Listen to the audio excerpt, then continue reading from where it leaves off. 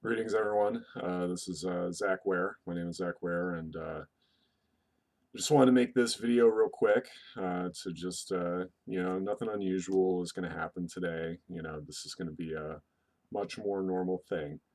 Um, I just wanted to make this, first to, be like, I'm okay, I'm calm. Everything's okay. I feel fine, or at least right now I do. Right? That might change. In the next couple of weeks as we proceed in this project, as I proceed in this project. Excuse me. Um, I just want to say that I completely acknowledge and take responsibility for the fact that I basically humiliated myself in front of you, right? And I honestly didn't expect this social experiment to take the turn it did. All I was committed to from the beginning was to stay authentic and true to myself. And I'm still doing that with you today, in recording this video. So just to keep it simple today, because as you might imagine, I'm tired, and what I'm doing here is really hard, right? And I really I've gotten some rest. I've gotten exercise. I've gotten to eat, right? Um, uh, uh, but I need to do some more resting. And it's possible. I just want to say now it's possible that I'm going to delay the March 17th announcement, which is also going to include multiple website launches. So because of the intensity of work that goes into that launch date, it's possible that I may postpone it to as late as April 1st. So I just want to say that now, so folks are clear of, how the plan is changing. And it's not necessary right now for me to explain a whole lot of what that announcement is going to be exactly. Um, uh, you know, all you need to know is we're going to talk about automation and what we can be doing about the future of automation. So anyway, all I'm going to do today, we're going to keep it simple, because I, as a leader, I have the strength of self as a leader to state right now that I intend to continue on this project for the time being, because I really believe in doing this work. And it may actually not necessarily be perfectly clear to the people who are watching right now of like what the purpose of this project is. It may not be clear to you exactly what direction this is going, and that's fine, right? We're in uncharted territory from my perspective, at least. I've never done anything like this before, but at the same time, this is building on um, history that we've seen time and again in terms of how community organizers interact with the world, try to change the world. And so, what I'm going to do today is I'm going to read you one article from Nature, and and I'm going to contextualize that article with my project, or I'm going to do that in a rather casual way today. And I'm also going to post this article as a comment below this video, so you'll be able to read it for yourself. Before I read that article, and the article is called "Reboot for the AI Revolution." It's written by a gentleman named Yuval Noval. Excuse me, I'm going to just mess up his name. So you'll see his name and you can look up his background yourself. But this is an explanatory article. It's not a hard science peer review article. It's just an explanatory article of automation trends that was published on the nature.com website. And I found this article for the first time this morning. I was just looking for articles that could fit this format, where I could just read one article and just talk about it, and it might actually give you a pretty comprehensive view of what I've been seeing as technological trends, and what has frankly panicked me as an activist to try to do something about this. Because from my perspective, the automation revolution can either be a huge blessing for the human race, or it could be a horrifying nightmare scenario. And it's kind of, in my view, it's actually going to be kind of hard to strike it in between. I don't think we're going to have a moderate neoliberal capitalistic culture in the automated economy. I actually don't really see how that's necessarily possible. I think we're either going towards a global fascism or global socialism. And the main reason why I'm doing this project is to fight for a possible Star Trek future, okay, where we have a lot of abundance, where human rights are respected, where we still have freedoms of speech and assembly and whatnot, and we are not oppressed by automation, but instead liberated by automation.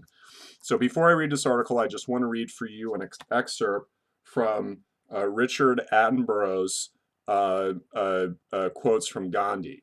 And right in the preface, it reads here, "I have nothing new to teach the world. Truth and nonviolence are as old as the hills.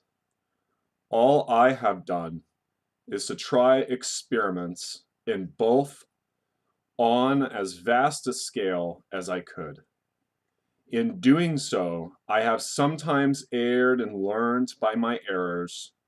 Life and its problems have thus become to me so many experiments in the practice of truth and nonviolence." I'm going to read that one more time. I have nothing new to teach the world. Truth and nonviolence are as old as the hills. All I have done is to try experiments in both on as vast a scale as I could. In doing so, I have sometimes erred and learned by my errors. Life and its problems have thus become to me so many experiments in the practice of truth and nonviolence. I studied Gandhi a little bit in college, and I read his, I did research about Gandhian politics, and I saw how Gandhi led a movement in which, frankly, it wasn't very uncommon for their nonviolent activism to kind of function as a self-humiliation. And through that humiliation, through nonviolent disobedience, it forced the rest of the world to see a deeper dimension of humanity and helped uh, disassemble imperial colonialism around the world. I have similar objectives here. I want to help deconstruct neoliberal capitalism around the world, and I actually do believe that that's possible over the next 40 years. But I don't think that's possible unless regular people like you and me actively grapple with the automation revolution. We have to take charge of it. We have to do things about it. We cannot just allow the business elites of our society to lead the automation revolution. If that happens, in my view, then I don't think we're going to have a very prosperous future for ourselves or our children or our children's children. So again, this project, to be perfectly clear, is about trying to address any possible horrific future that we may be encountering. So I'm going to read this article. I know I was just a little overwhelming and intense right there. I kind of contradicted my original intent, right? But again, this is a learning process for me. This is totally new for me. I'm not used to being a science explainer. This is my first time ever doing it. This is also my first time ever identifying as a kind of consumer advocate and doing that kind of work. And so soon, anyway, I'll talk about next steps at the end of the video. But first, I want to read this article to you and just stop wherever I feel like stopping and talking about it. As possible, I may just read through large sections of the article and not stop. Right now, I'm just going to do what I feel like doing. That's the point of this project. That's at least one point in the early phase of this project. All right. So again, the title of this article is Reboot for the, AI Revolution. The ongoing artificial intelligence revolution will change almost every line of work, creating enormous social and economic opportunities and challenges. Some believe that intelligent computers will push humans out of the job market and create a new useless class. Others maintain that automation will generate a wide range of new human jobs and greater prosperity for all. Almost everybody agrees that we should take action to prevent the worst case scenarios. The automation revolution is emerging from the confluence of two scientific tidal waves. Computer scientists are developing artificial intelligence algorithms that can learn, analyze massive amounts of data, and recognize patterns with superhuman efficiency. At the same time, biologists and social scientists are deciphering human emotions, desires, and intuitions. The merger of infotech and biotech is giving rise to algorithms that can successfully analyze us and communicate with us, and that may soon outperform human doctors, drivers, soldiers, and bankers in such tasks. These algorithms could eventually push hundreds of millions out of the job market. So, I first want to say that, um, I actually do not believe that I do believe the automation revolution will bring about new kinds of jobs. In a way, I'm trying to invent a new kind of job right now, which is the idea of a transparent CEO, right? I don't believe that in the future it's going to be very practical to do business with corporations who keep a lot of secrets from the public. Okay, publicly traded corporations disclose on a quarterly basis and they share quite a bit of information, but the fact of the matter is that traditional corporations keep tons of secrets and commit lots of white collar crime in the background. In my view, I think it's actually imperative for the automation revolution for us to start forming what I term as transparent corporations, where we radically share everything that's going on in the inner workings of that corporation. It kind of functions as a what I ultimately want to attain are kind of not-for-profit B-type corporations, that again radically share all of their inner workings in the hope that the public can trust that corporation for what it's doing, that the public can verify what that corporation is doing on either a 24-hour basis or every week or even in real time. All right, let me continue. Governments might decide to deliberately slow down the pace of automation to lessen the resulting shocks and allow time for readjustments. But it will probably be both impossible and undesirable to prevent automation and job loss completely. That would mean giving up the immense positive potential of AI and robotics. If self-driving vehicles drive more safely and cheaply than humans, it would be counterproductive to ban them just to protect the jobs of taxi and lorry drivers. So this is part of why um, I made a post that said something to the effect of, the future has 40 robots for a hood. I accept the reality already that we will no longer, and by that I mean by the end of my life, I believe by the 2060s, 2070s, I don't believe we're going to have jobs or careers as we know it anymore. Instead, we're going to be living in a kind of world where people are much more of kind of like voluntarily out of their own passion, in a similar way as I am now, just being themselves and working on the things they want to work on and explore the things that they want to explore. And people who are like service workers or mental health care workers, they might actually end up becoming some of the richest people in our society because they kind of have, among the last forms of work that are really worth money, because you could of course train a artificial intelligence to give psychiatric care to a patient. That is possible, and that's already being practiced today. But I think at the end of the day, there could potentially be limits to that, and I think there will be a long-term preference for humans to deal with other real humans, right? I think robots will be doing a lot to replace certain kinds of human interaction. Uh, uh, anyway, let me just continue instead of just going on and on.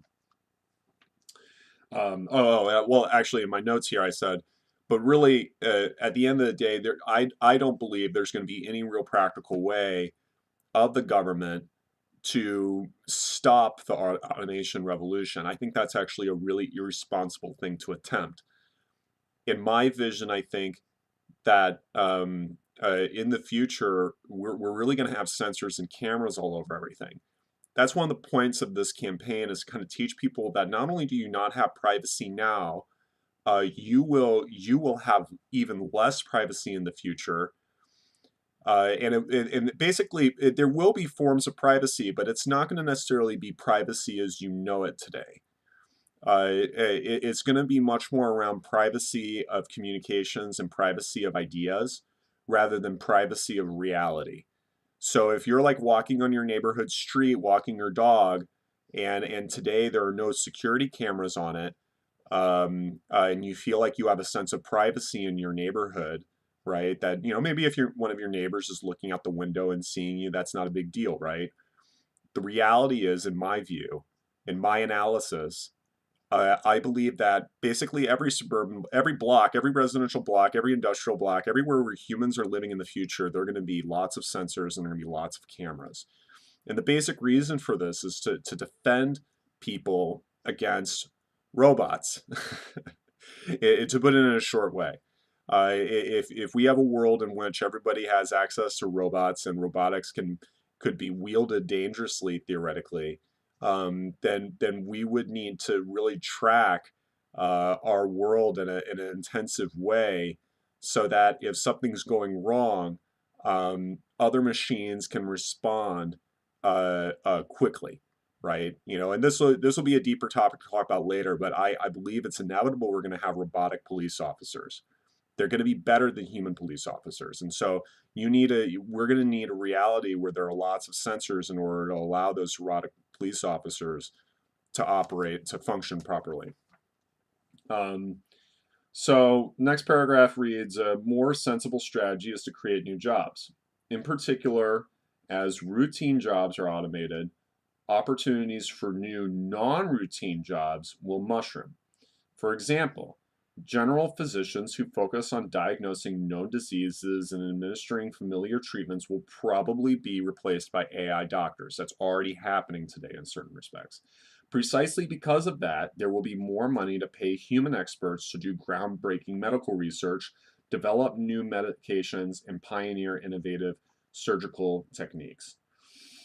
I'm to a degree, I'm skeptical of this. Because I do think that in the far future, if we're successful in transitioning our global economy through automation to have a fair, equitable, like humanly relatable way of life as a global society, right? If we can attain a kind of pre-Star Trek global socialism, by the end of my life, then yeah, I think it's really possible for everyday people to basically become explorers as their way of life. And I think that is going to happen.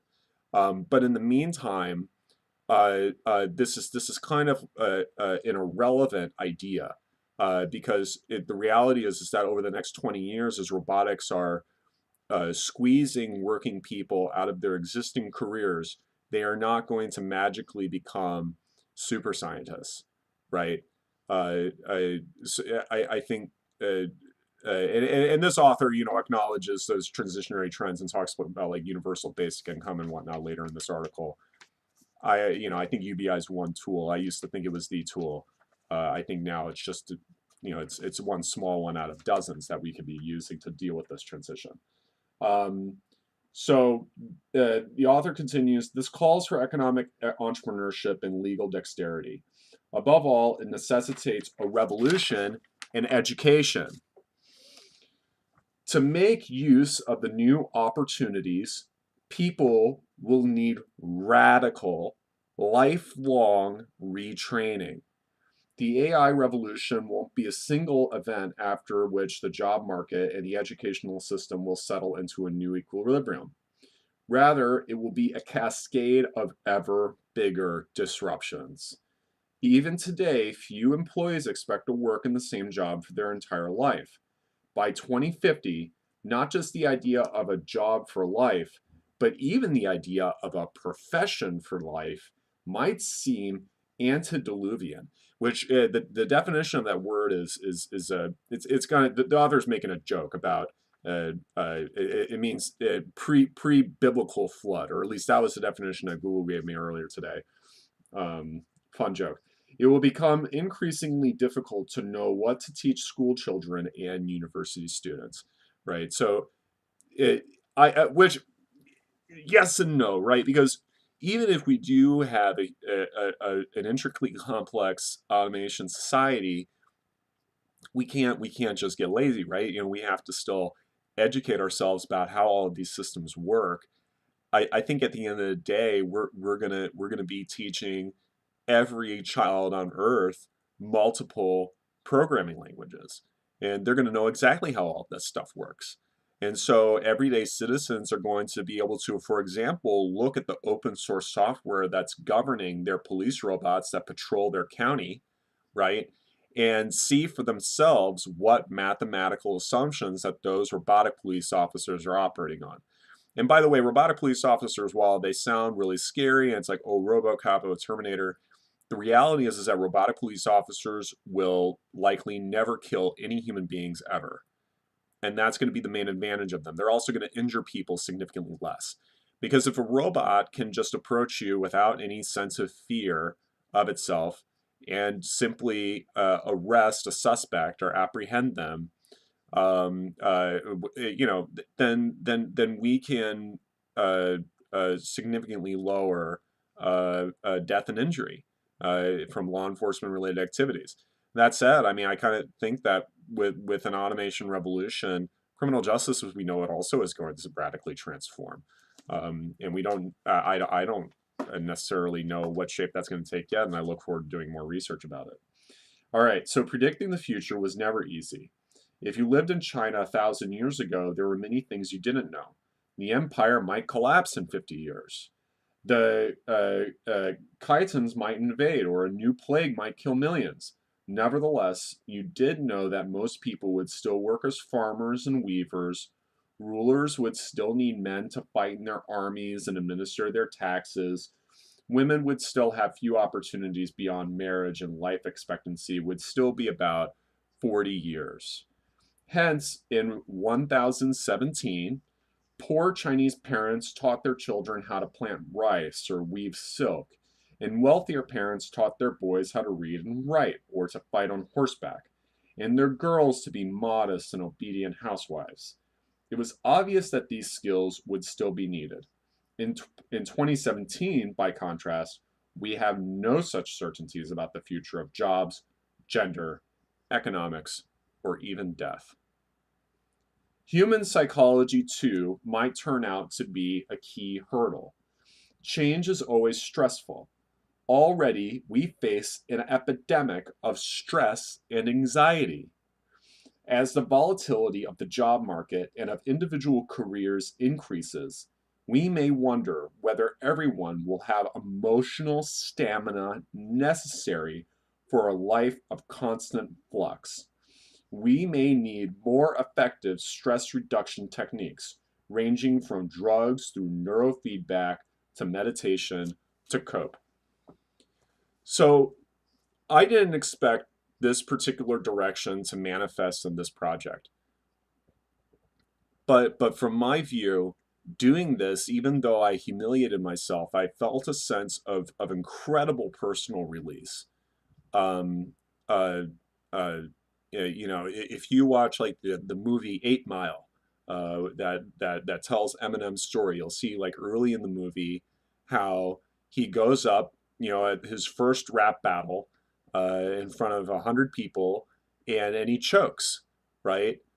And in a way, you could maybe make the argument that acts of radical vulnerability can be a really key component in unlocking people's minds to get ready for the automation economy. Because I agree, if you have an anxious or stressed mind, you're going to continue to be overwhelmed by the incredible change that's going to come. The change of the automation economy is going to come 10 times faster, more than 10 times faster than the industrial revolution. One way that I've been putting it is saying that the future seems psychotic because in a way it is actually. Because if robotics can do anything at any time, then in a sense, you're dreaming, right? If society and your neighborhoods and your everything is just constantly, oh my God, just, what's going on? you're going to need a stable mind. Let me tell you that right now. And so to illustrate this, I just want to, share with you for a moment. My fiance gave this to me after the county social workers came over to talk with me and make sure I was okay. But I would like to introduce to you her anxiety beads. Notice that we call these, Tiara calls these anxiety beads, and I found that very interesting, right? Because usually if you look at these kinds of beads, you would think of these as like prayer beads, right? Or you might think of these as meditation beads, right? Now, if I meditate with these beads, I'll call them meditation beads. But because I'm a secular humanist, right? I'm not a Buddhist. I could in a way maybe identify as a Buddhist to a certain degree because Buddhism has clearly impacted my life, right? I've learned things from it. But I think at the end of the day, if one were to be able to attain a truly meditative mind, one where you are calm with life, you can stay focused with your day-to-day existence, or maybe if you're capable of doing the kind of thing that I'm doing right now, where you can really just share with people who you are, then you could maybe unlock your mind. And so just to kind of proceed in this visualization for a second, I want you to imagine how with a stable mind, this anxiety bead becomes kind of like a chainsaw blade against the edge of reality, right? It's all about maintaining focus as we're proceeding in this flux of life. And I think if we're successful in this automation revolution, I think we're gonna see, and this is another, one of my, fiance's things that she has here in the house. I think it's possible for us to have a humanist revolution. I think it's possible for millions, hundreds of millions of people around the world to finally get in touch with who they are and release their anxious minds so that they can actually, cherish and participate in all the change that's going to come. Because at the end of the day, again, if you're overwhelmed, if you have an anxious mind, and if you don't know how to code, then you're just going to be sitting around as all this happens. You're not going to be able to do anything to participate in it, and that's going to feel really crappy, right? I know that would feel really crappy for me. And so that's one of the things that I'm hoping to do with this project is to try to make automation seem a little more relatable to regular people. I know that may seem, it's hard to imagine that considering how this project began. But again, I want to say, going forward, like, this is the second chapter right now, right? And we're going to continue moving forward. All right, let's keep going. Creating new jobs might prove easier than retraining people to fill them. A huge useless class might appear, owing both to an absolute lack of jobs and a lack of relevant education and mental flexibility. You need to be mentally flexible to deal with the change to come. It is particularly important to identify as early as possible the potential winners and losers from new technologies. Rosy overall statistics can hide growing gaps between disparate groups.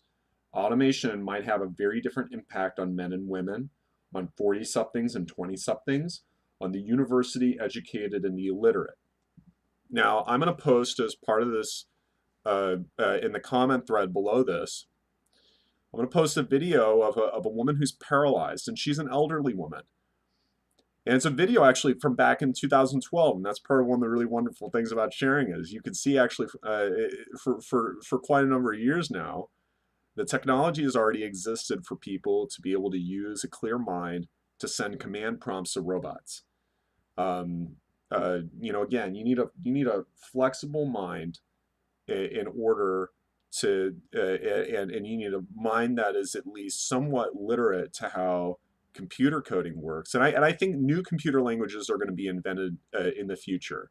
In fact, I was just talking with one of my friends yesterday about how and this may already exist. I'm not aware of whether or not this exists, But why don't we have a computer language that allows young children to do rap and spoken word to computers? Either on a practical basis where you can rap in your mind, or you could do spoken word in your mind and have computers do things for you. But, excuse me, I lost my train of thought a little bit there. Um, uh, but you get the idea, right? You need a clear and flexible mind in order to participate in these things and to not be overwhelmed by them. So even if you don't have an agenda of like wanting to control robots, I think, in my view, I think you're going to want to be simply a mentally healthier person, so that you don't feel overwhelmed and so that you don't feel marginalized, and instead you feel like you could be an empowered and active participant in the change to come. The winners and losers are not the usual suspects. In the clinic, for example, automation might prove more of a threat to doctors than to nurses. Many physicians focus almost exclusively on processing information. They absorb medical data, analyze them, and produce a diagnosis. Nurses also need good motor and emotional skills to give a painful injection, replace a bandage, and listen with care. We will probably have an AI family doctor on our smartphone years before we have a reliable nurse robot. I definitely agree with that. Yeah, it's much easier, I think, to go by diagnostic rules, than to basically create an android.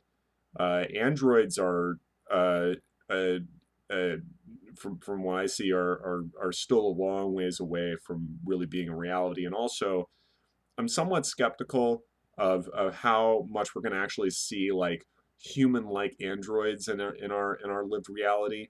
I think mostly because I think we have enough people on Earth already, so I think we want our robots to actually be very space efficient and not human-sized.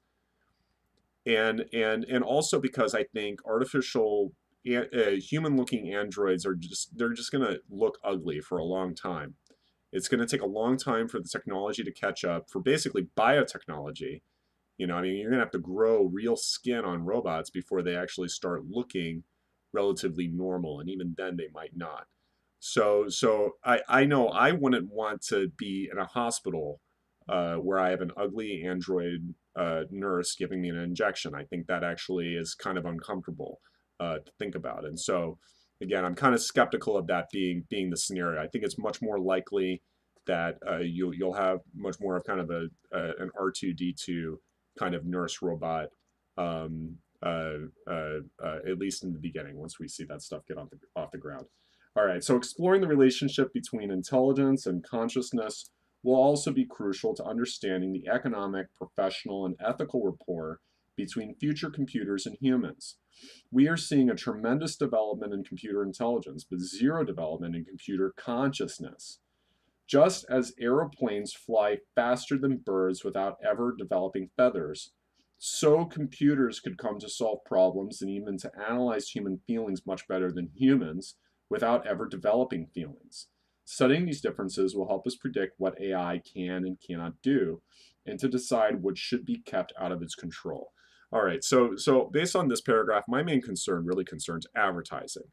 One of my agendas with this campaign is to eliminate advertising in this world as we know it. I am convinced at this point that advertising is continuously becoming more manipulative, dangerously so. This is part of why in my first video I encouraged viewers to consider cutting the cord on their cable television subscriptions. Because, again, this whole capitalistic society is basically predicated on giving you anxiety through advertisements and through propaganda on mainstream media outlets, right? Because only a handful of companies actually control the vast majority of the media diet, traditional media diet in the United States. And so to deal with that, to anticipate the disruption coming in the automation revolution, to anticipate the strength of artificial intelligence to manipulate you and your behavior, I just want to say right now, like seriously, turn off the television. Stop watching it. Switch to Netflix. Use solutions that don't use advertising. There will be more and more of them in the future. Right now, there are still lots of ads on the internet, and I know they're kind of unavoidable, but you can definitely avoid using cable television. Netflix is a great alternative. If you watch sports, I don't know what you're going to do, but maybe you can just watch TV when you have sports going on. But if you watch the news, you watch MSNBC, you watch Fox, I guarantee you're going to stay lost and you're going to not know what's going on. Okay. So there are few areas in which AI has made significant strides that, in my view, offer test cases for the impact of modern automation on the world of work. In chess, it has been 20 years since IBM's Deep Blue computer thrashed Garry Kasparov. Yet, humans still play chess, and Centaur teams of human plus AIs can outperform both. This seems at first to bode well for the future. The job market could nurture people who can leverage rather than compete with AI. Yet, the balance of power in Centaur teams is constantly shifting. Computers are becoming so good at chess that the humans are gradually losing value and can soon, become irrelevant. The same thing might happen in other human AI teams. Self-driving vehicles are another important test case. The race to produce self-driving vehicles now pits old steel giants such as Mercedes-Benz against new silicon giants such as Google. Transport leverages one of the core advantages of AI, connectivity. Even if a single computer-driven car is less competent than a good human driver, a network of computer-driven cars is still likely to be much safer and more efficient than the chaos of fallible human drivers that currently dominate the roads. Today, about 1.25 million people are killed annually in car accidents, more than 90% of which estimated to be caused by human errors. When two human drivers approach the same junction, they might miscommunicate and collide. But when computer-driven vehicles can be connected, the chances that they might miscommunicate and collide are therefore much smaller. Similarly, it is easier to ensure that automated vehicles comply with rules such as speed limits, not to mention the ban on drunk driving, even as those rules change. Self-driving vehicles illustrate two important points. First, that in some fields it might make sense to replace all humans with robots and computers, even if individually some humans do a better job.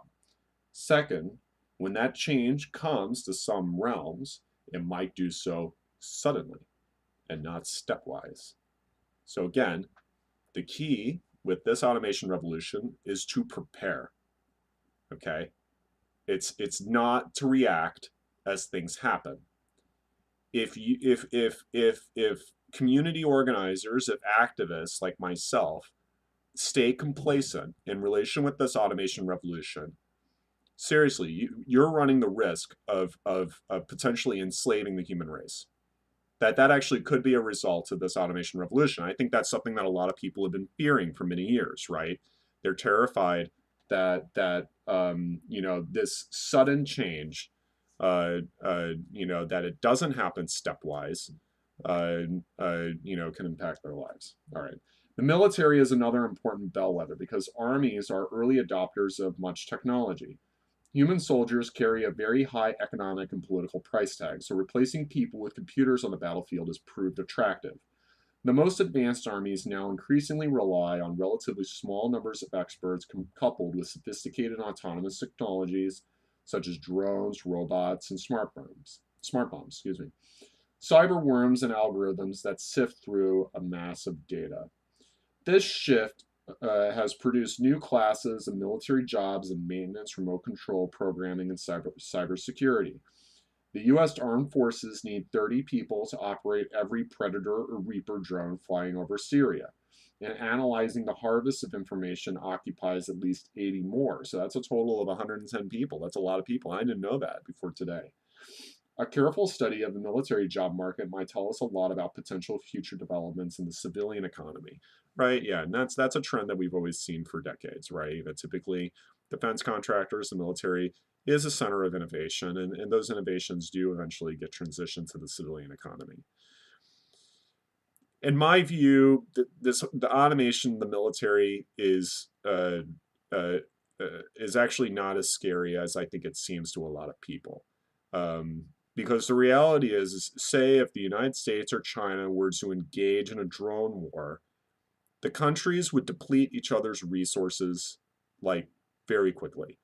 Um, uh, Drone war would be like a true drone war, and I'm talking about hundreds of thousands of drones flying over oceans and fighting each other automatically, and nations basically setting up automatic manufacturing plants for more war machines and then deploying those war machines.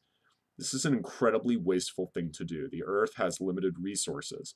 And that's the thing that I think ultimately is one of the necessities of bringing about a global socialism of sorts, because we're going to have a tough conversation about how hey, we only have a limited amount of cobalt. We only have a limited amount of rare earth minerals, a limited amount of everything, right? And so we can recycle things. We can invent technologies. We can add, I don't know, shit like graphene, right? Is uh, presents maybe some hope. I don't know. I need to look back into graphene and see where that's at right now.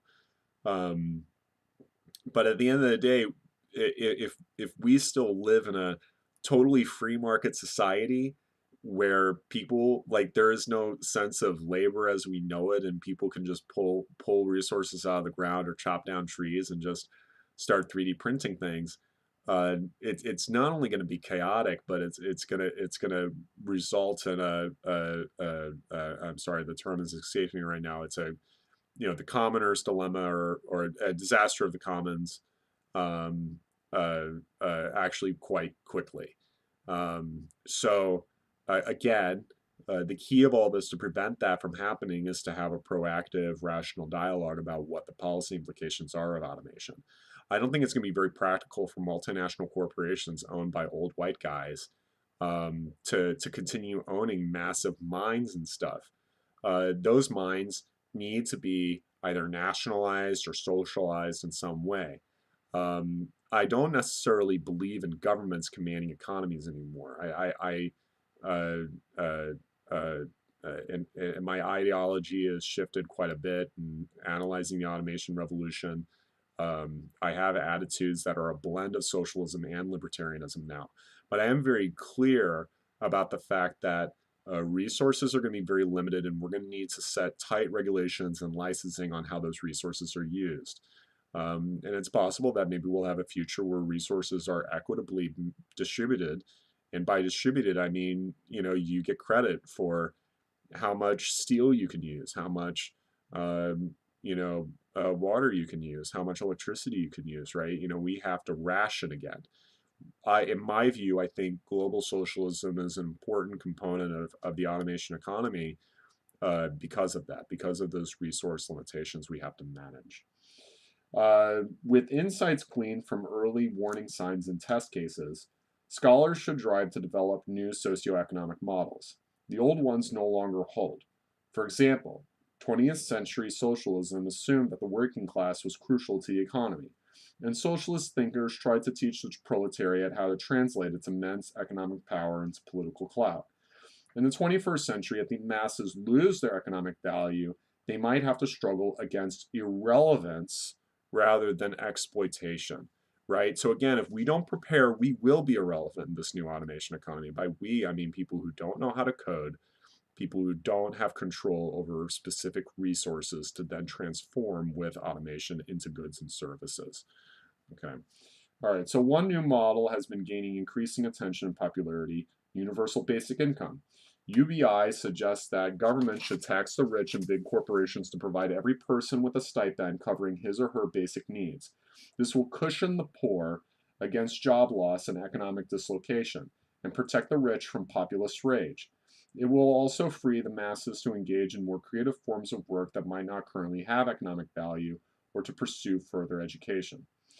In January 2017, Finland began a 2-year experiment providing 2,000 unemployed citizens with 560 euros or 657 US dollars per month, irrespective of whether they work, right? So if they work, they get it. If they don't work, they get it, right?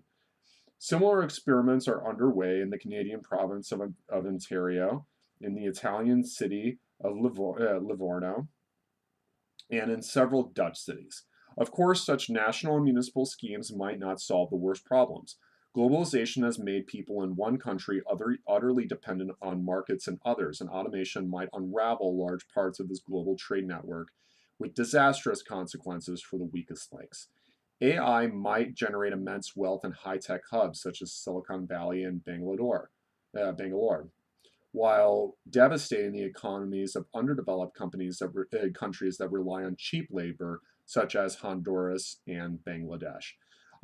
So I agree and disagree with these kinds of statements. So I think that resource rich developing countries will actually thrive under the automation economy if we execute it in a humane way.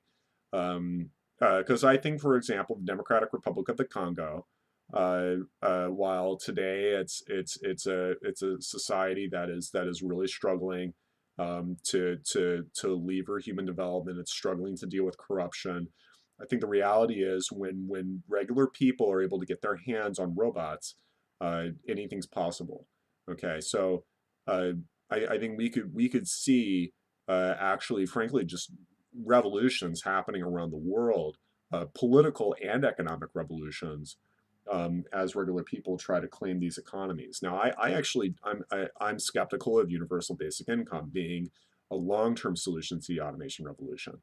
I think UBI is something that we need to start implementing now, with the goal of eventually, I think more important than a universal basic income is a universal automation access. So, and I literally just made up that term just now. It literally just came up to my mind as I as I said it. So forgive me if I shift that term later. But universal automation access in my mind is like similar to what I explained with 40 robots for a hood, right? 40 robots for every neighborhood in the world, and those 40 robots being able to handle buildings, sanitation, healthcare, urban agriculture, right? The whole diversity of human needs. If we have a universal basic income where you just get a check and you then have to give that check to Jeff Bezos to feed you, I think that's total bullcrap. I think we need to have a much better system than that. I fully intend to work as an activist until actually, you know, Amazon either fundamentally changes its business model or is bankrupt as a company. Because at the end of the day, automation, in my view, is not about squeezing people and maximizing profits for shareholders. The automation economy is about maximizing wealth and prosperity for communities, and that's exactly what I intend to try to set up here, if possible. US voters might conceivably agree that taxes paid by tech giants Amazon and Google for their US business should be used to give stipends to unemployed coal miners in Pennsylvania or jobless taxi drivers in New York. But they are unlikely to send their taxes to Honduras, right? We are still far from having any feasible models for a post work economy, society, or political system, and we don't have much time to formulate them. Okay, so at this point, I'm just going to take a moment, and this is not the time to really get deep into this concept, but I just want to give you a sneak peek that back in college, I actually had kind of an epiphany about a possible system that kind of blended attitudes of socialism and libertarianism into what I think could, and this is part of what inspired me to start doing this work, because I saw the trends in encryption and noticed how they actually kind of fit with my concept. It's called engaging income. I think it's possible to design an economy where the concept of an investor and a consumer and a worker are all blended together. I don't think we need separated classes for these roles and responsibilities. And it's, in essence, engaging income works by uh, setting whatever capital creation activity. Well, actually, you know what? Let me just stop myself. I'll explain that concept more deeply later. But I just want you to know that I've actually been thinking deeply about this kind of stuff since I was in college, for the past 12, 13 years. And while I haven't necessarily been able to put all the pieces together until now, that's a big reason why I started this project, because I realized, oh shit, okay, if I don't do something about this, then we're just going to keep drifting as a society. I don't want to just sit around while this stuff happens, and I hope you don't either. Um, all right. In the 19th century, the Industrial Revolution created new conditions and problems that none of the existing social, economic, and political models could cope with. Consequently, humankind had to develop completely new models: liberal democracies, communist dictatorships, and fascist regimes. Excuse me, it took more than a country of terrible wars and revolutions to experiment with these, separate the wheat from the chaff, and implement the best solutions. I think actually that's honestly bullshit. I disagree with this concept that neoliberal capitalism, oh, the people who lead it, they're not guilty, they're just trying to do the best within the systems that they exist in. No, we live in a world where people lie for a living. Okay. We live in a society that, because of modern advertising, has created a culture of endemic narcissism, endemic defensive narcissism, as I put it. So I actually totally push back on this idea that, you know, oh yeah, we're just separating the wheat from the chaff. And in fact, I think this author is quite ignorant in this regard.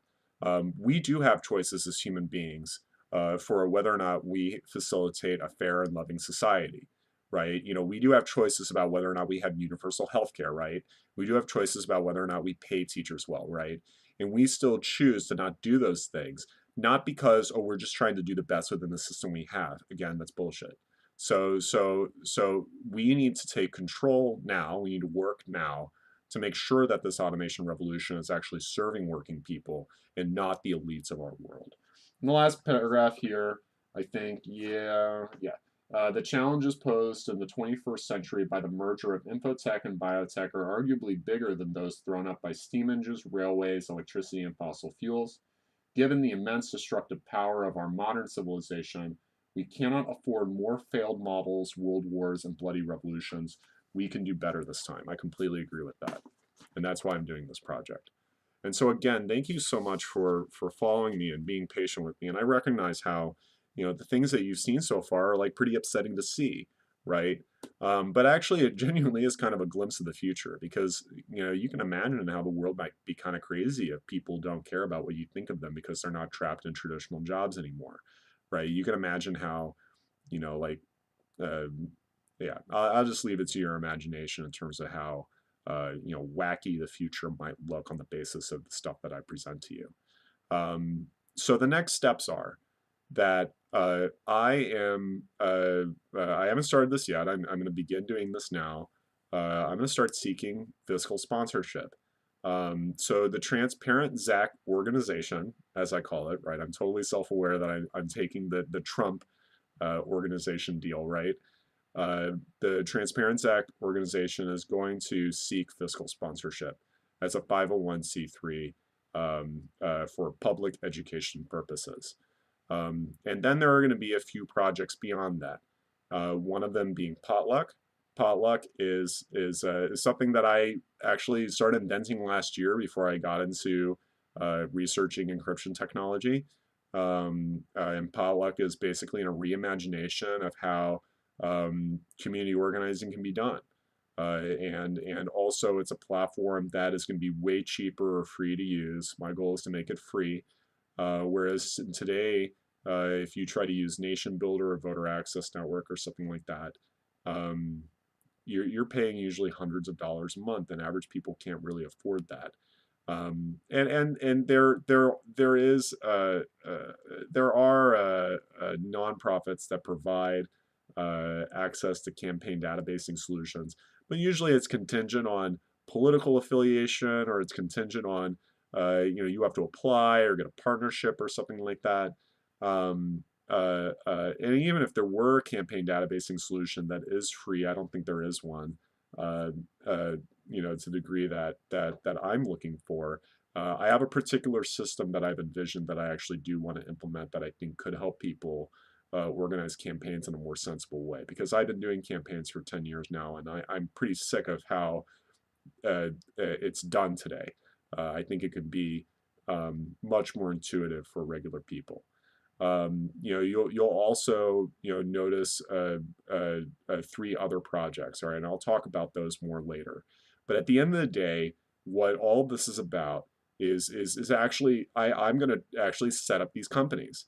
these are going to become real, what I term transparent corporations. And I'm going to actually try over the next year to make these things happen. You know, if I don't succeed, then at least it'll be a demonstration and a case study for other community organizers to try to impact the automation revolution. But I'm going to try really hard. I'm going to try honestly.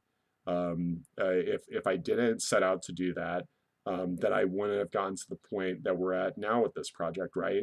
If I cared about what other people thought of me, if I cared about, whether or not I was like seen as a visionary or something like that, or seen as grandiose, or I really don't care, right? If I did, I wouldn't have even imagined doing this to begin with, because this project doesn't necessarily exist within the existing common sense. I had to take the 99% of precedents that I saw in front of me and add my own little 1% on top of it. Um, uh, and I have a lot more to share beyond what I've shared now. We have only scratched the surface, and I look forward to sharing the journey with you. So thank you so much for your patience so far. I love you very much. It's again why I'm doing this. I'm not doing this for fame or money. Uh, I would love to actually, I'm not sure if I even want to smoke weed anymore, because I've kind of come into a new present self where smoking marijuana is actually kind of annoying to me now. I've tried it in the past couple of days, and it's just like, it's overwhelming and it's intense, and I just kind of don't like it. So we'll see where it is in a few weeks. Um, but all right. Sorry for that aside. Uh, Again, this is new to me. This is not easy, right? This is hard work. I want to get better at it, and I'll see you soon. Thank you so much.